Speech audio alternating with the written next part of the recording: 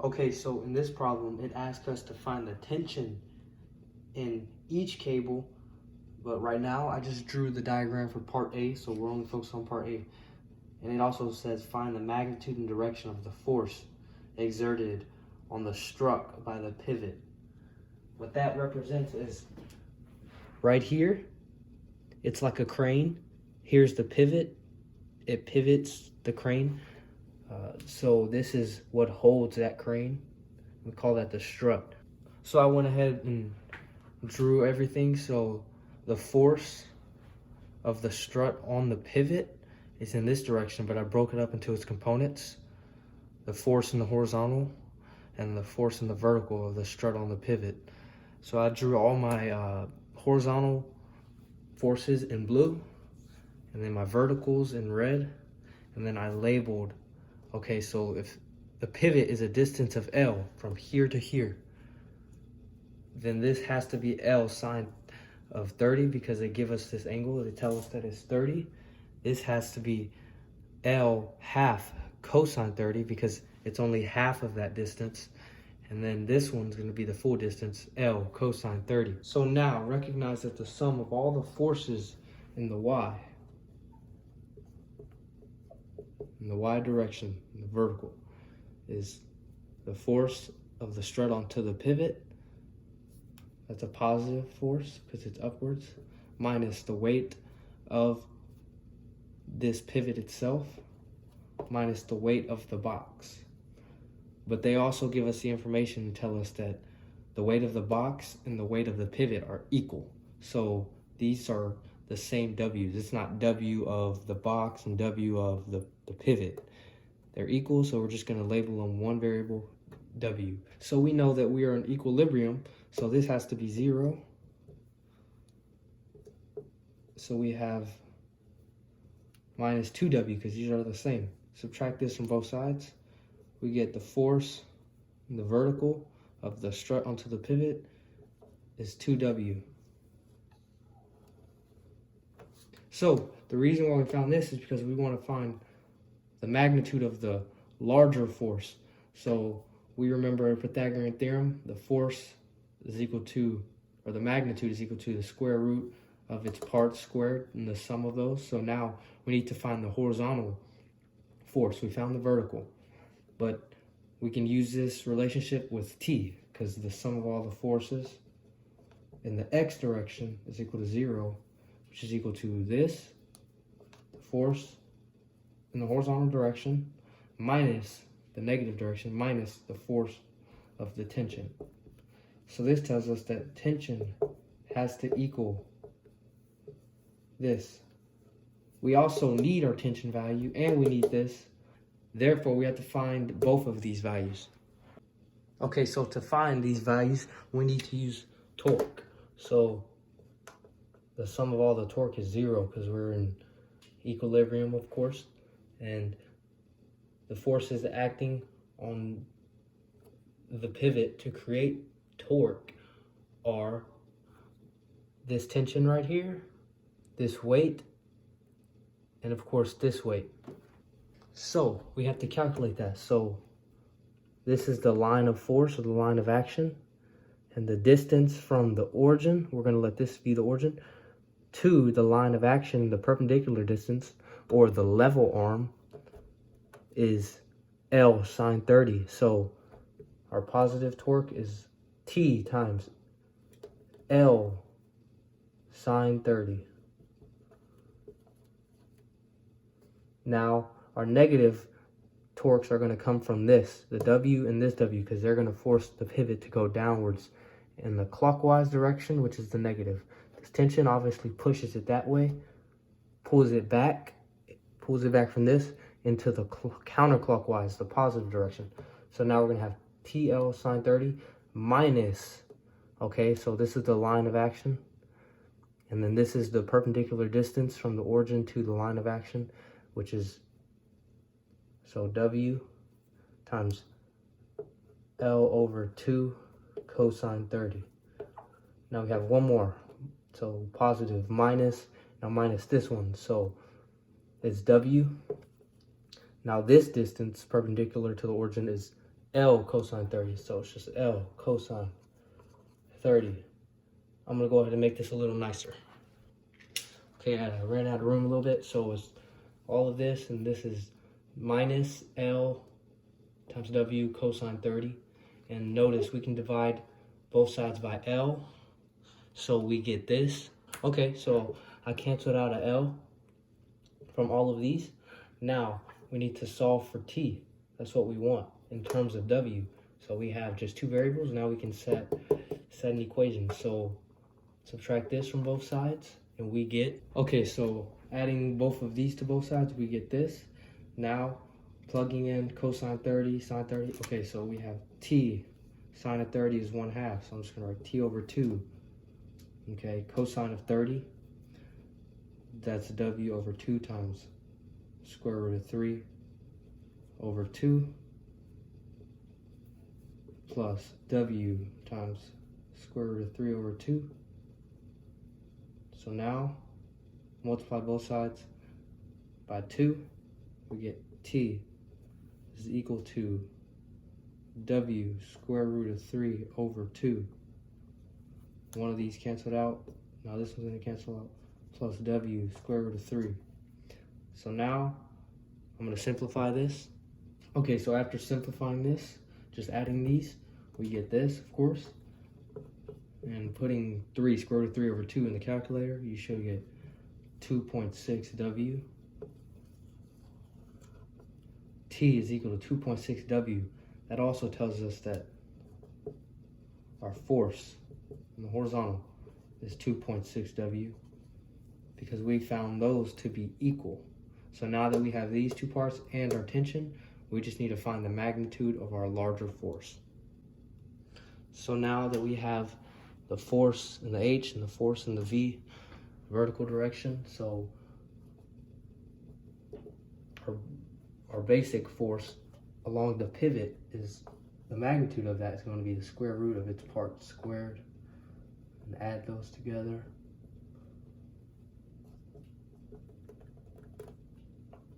So this should be 2W squared plus 2.6 W squared. Put this in the calculator. You get 4W plus 6.76 W squared. Both of these are squared. So now factor out W squared. You get 4 plus 6.76 inside. This goes away, the square root, so you have force is equal to W times the square root of 4 plus 6.76. Put this in the calculator, and the magnitude of your force, this is magnitude the whole time. Consider that.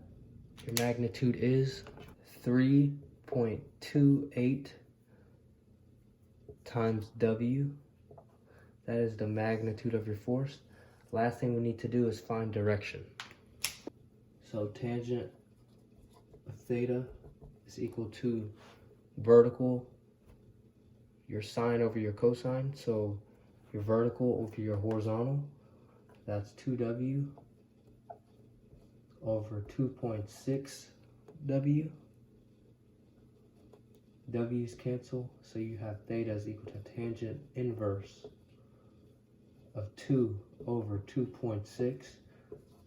Put this in the calculator, and your direction should be 37.6 degrees.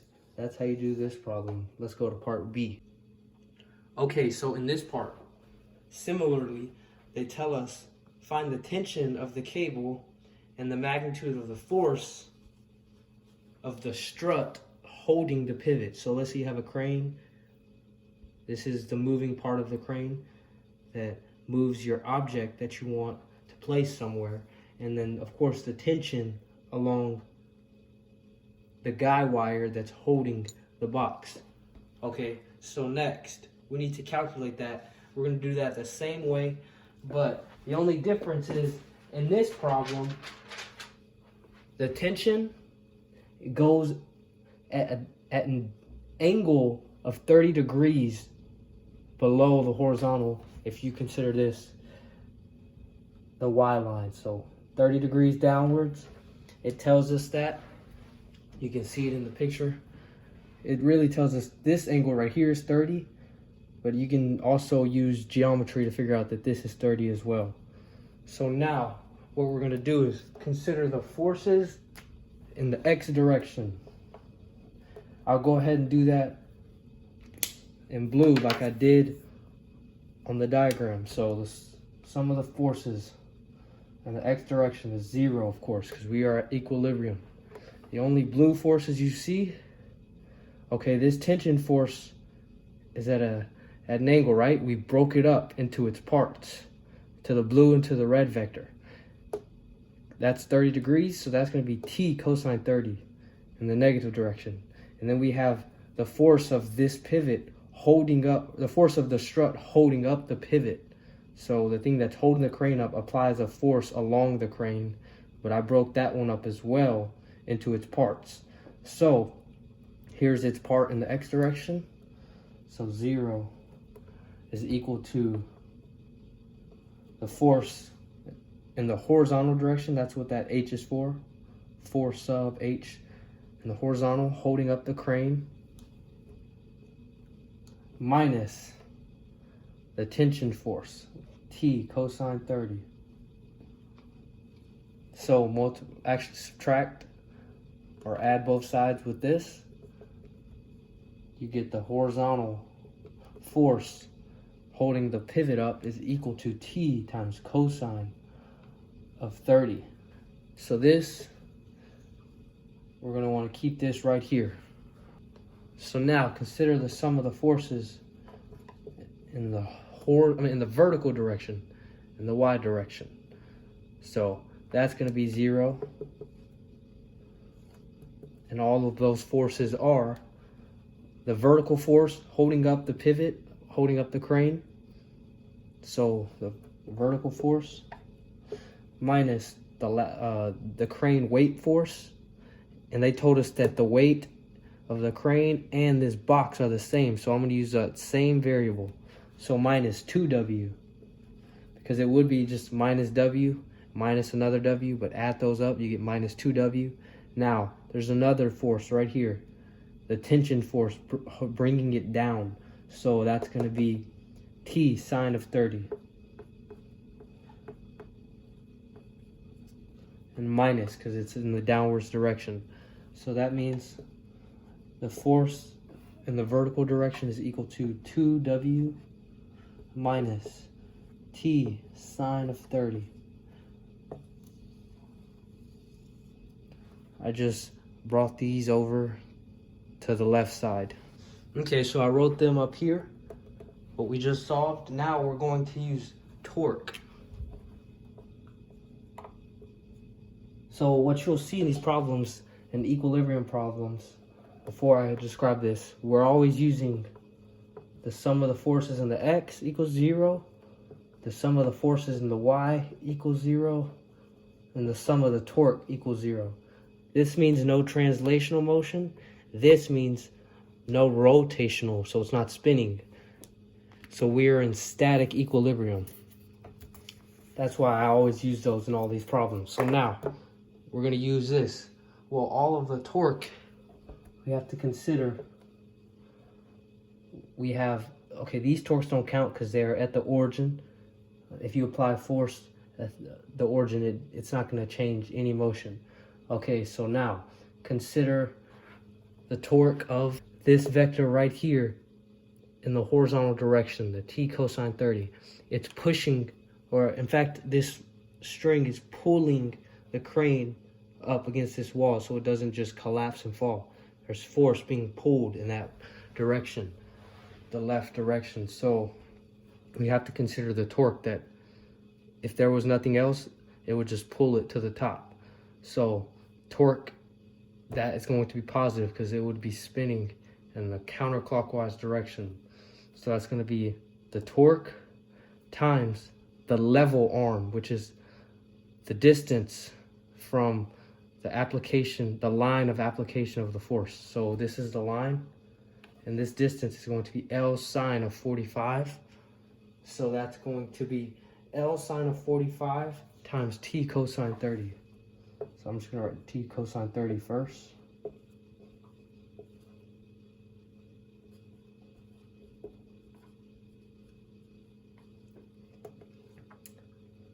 Next, this force right here, T sine of 30, we can move that vector. We can also write it right here. I move that vector over here to the edge where it is being applied. I just drew it right here so that you could see how tension is going downwards, but it's really the horizontal force and then the downwards force applied at the tip of the pivot, the tip of the crane. So the force is really right here. So this is its line of force right here. And that distance is L cosine of 45 away from the origin, the perpendicular. There's really a 90-degree angle right there. So it's going to be T sine of 30. And that's in the negative direction because we are going downwards and we're forcing the crane to go clockwise. So, like I said, it's T sine of 30 times L cosine of 45. And that's a subtract because we're going down. Okay, next, now we need to consider the torque of the weights. So how we're going to do that is the weight force times the perpendicular distance to the origin, L over 2 cosine of 45, minus, now this torque right here is minus because it's going downwards, forcing the crane to go in the clockwise direction. So minus the force times the perpendicular distance from the origin, L cosine 45. I'm going to clean this up. Okay, so the first step of cleaning it up is if we multiply or divide both sides by L. Think about this. I don't have enough room on my board to write it all out in a straight line, but it's this term minus this term minus this term minus this term. If we divide both sides by L, that's going to be 0 over L, which is still just 0. And we're going to cancel out all the other L's on these terms. So that's going to leave us with 0 equals all of these terms without an L. I'm going to go ahead and write that. And then I'm going to subtract all of these three negative terms to the other side. So it'll be T cosine 30 sine 45 equals to the positive versions of all of these. Okay, so after combining, subtracting these to both sides and then making it look a little nicer and combining the last two terms with W in them, so now we get this. We got rid of our L, divided on both sides. So now recognize that sine of 45 is equal to cosine of 45. So I'm going to divide both sides by cosine of 45. Since these are equal, they'll cancel. Divide this by cosine of 45. These are going to cancel. Now divide this by cosine of 45. These are going to cancel, so we will be left with T cosine of 30 degrees equal to T sine of 30 plus 3W over 2. So now, subtract both sides by T sine 30. You get T cosine 30 minus T sine of 30 is equal to 3W over 2. So now, pull out a T, factor out a T, so you get T cosine of 30 minus sine of 30. Multiply that, it should be that. If you redistribute that back in there, equals 3W over 2. Divide both sides by this cosine and sine term so that you can get your tension. That's the whole point. We want to solve for our tension. So 3W over 2 times, I divided both sides, so it's going to be cosine 30 minus sine 30. Put 3 divided by 2 times what's in parentheses here into the calculator, and you should get a value of 4.10. So that's going to be the new coefficient for W. That's what T is equal to. I'm going to go ahead and clean this board up. Okay, so now that we found our tension, what do you know? We can plug in T into these and find our force components. Finding our components leads us to finding the actual force vector using Pythagorean theorem. So let's go ahead. So the force in the horizontal direction is equal to T times cosine of 30. T is equal to 4.10 W. So I'm going to plug that in for T. 4.10 W times cosine of 30. F of H. F sub H is equal to 3.55 W. So write that down.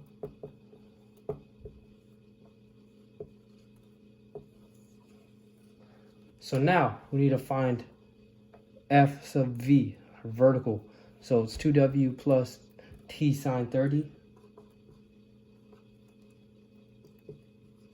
2W plus T 4.10 W sine 30. Put this in the calculator. You should get 2W plus, that's going to be 2.05 W. Adding these up, you should get a value of 4.05 W for your vertical force. So lastly, we want to find the force, the magnitude, and the direction. So the way we're going to do that, so keep in mind force, the magnitude of our force is the square root of its parts squared, and adding those up. So this is going to lead to 3.55 W squared plus 4.05 W squared. So now we plug this into the calculator and we should get a value of this. So now we're going to factor out that W squared.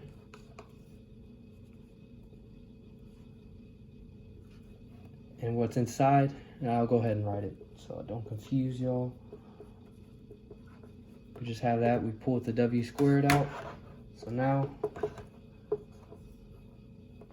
actually we can factor out that W. The squared and the square root goes away, so we have a W on the outside. Under the square root is these terms added, which equals, so we get a value of the square root of 29. So that means our force is equal to, put this in the calculator, you get 5.39 times W. So this is the magnitude of your force. Now, the angle between is equal to the vertical over the horizontal. Of course, there's a W in each one, but they would cancel. Put this in the calculator, and you should get a value of 48.8 degrees. That's how you do this problem. Come back for more content.